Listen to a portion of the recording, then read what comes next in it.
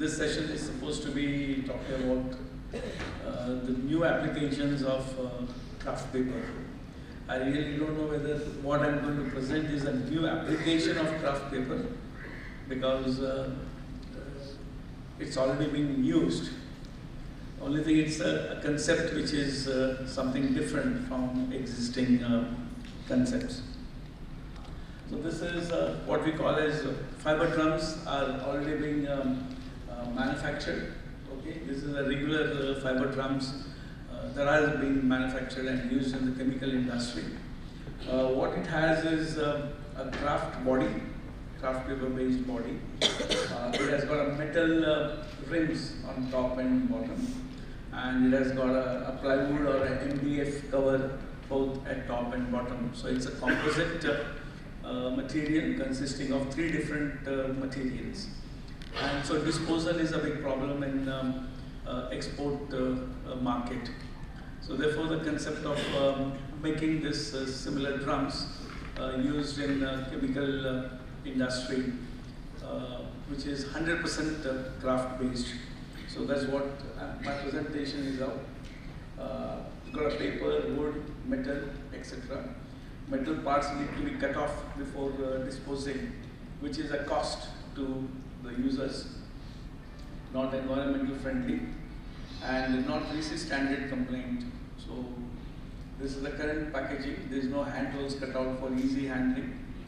So whereas this is a complete square 100% craft, and the base is a square base. Okay, no metal cutting, nothing is required in this. It's reusable, 100% recyclable, and RISI standard compliant, with hand hole cutouts for easy handling. And it comes in different sizes.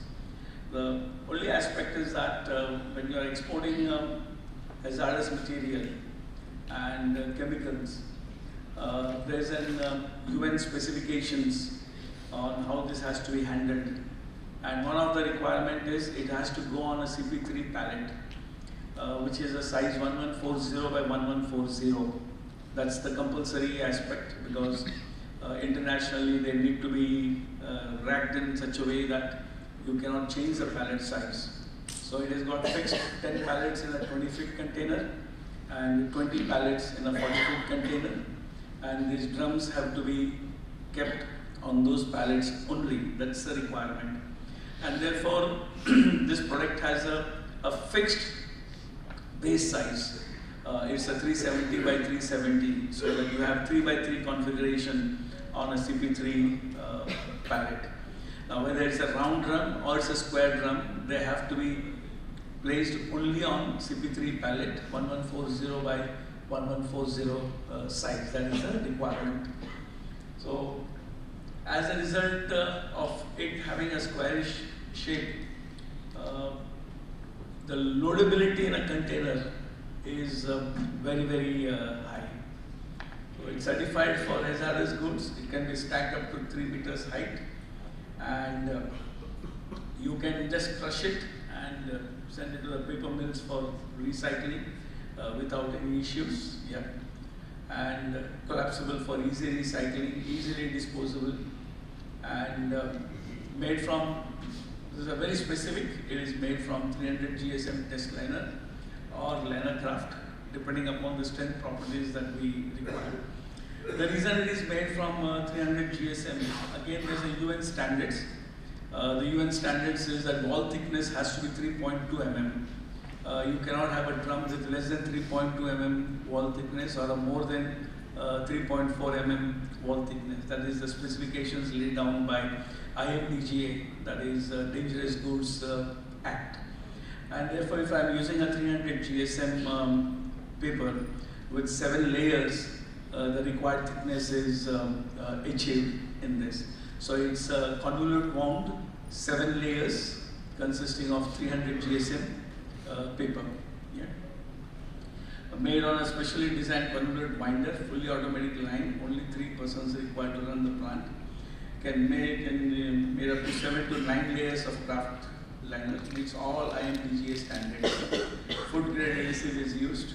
Okay. food grade certified, and this house is various sizes.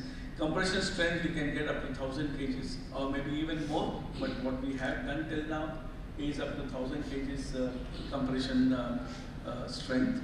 Puncture resistance up to 800 beach units.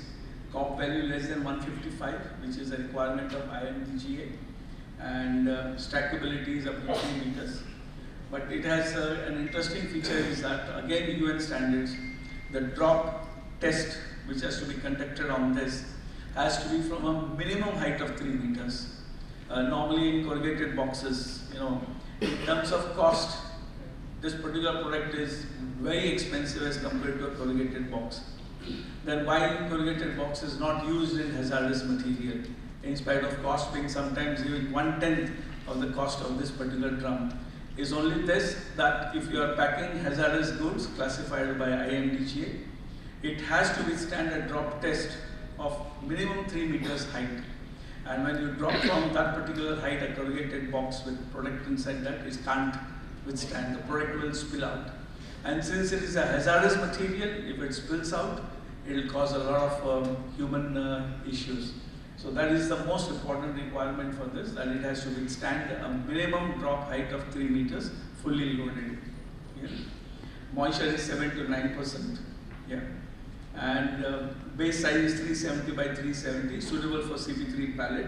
Pallet size 3 by 3 configuration on the pallet. Minimum drum height is 300 mm, and maximum drum height is 1170. It's basically the height is determined by inside the container how many ups you can have. If it is only too high, then the maximum height is 1170. So you can have a stack height inside a container of 3 numbers or 4 numbers or 5 numbers. Based on that, the size will vary. And that size height variation gives you how much volume is available. So we say you can pack from 25 liters volume to 150 liters volume. And most of these chemicals are very, very low bulk material. That means the bulk density is something like 0.6, 0.7.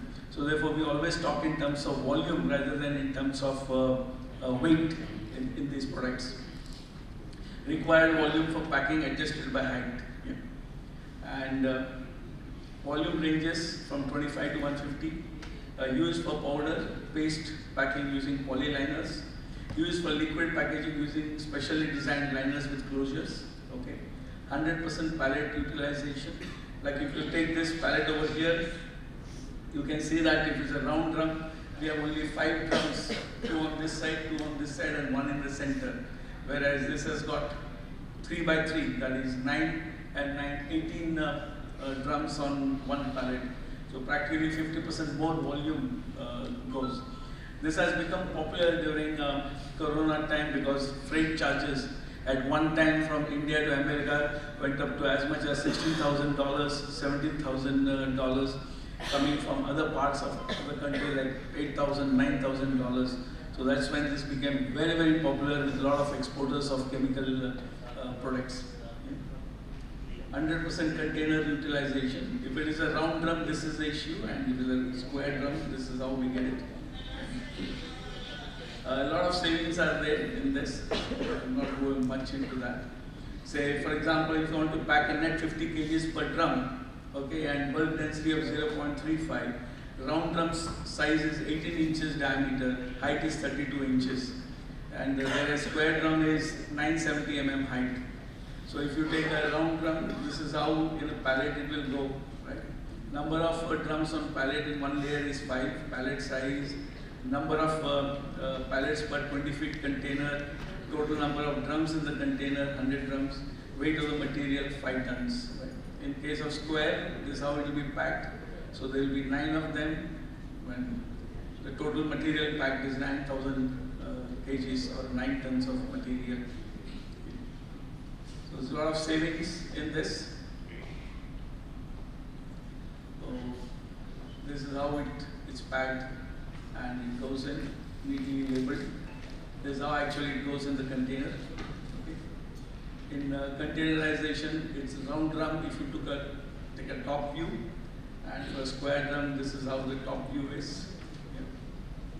There are a lot of closure methods available for it, for security seals and etc. There's a specific aspect. I won't go into it. It's a machine specifications. Thank you.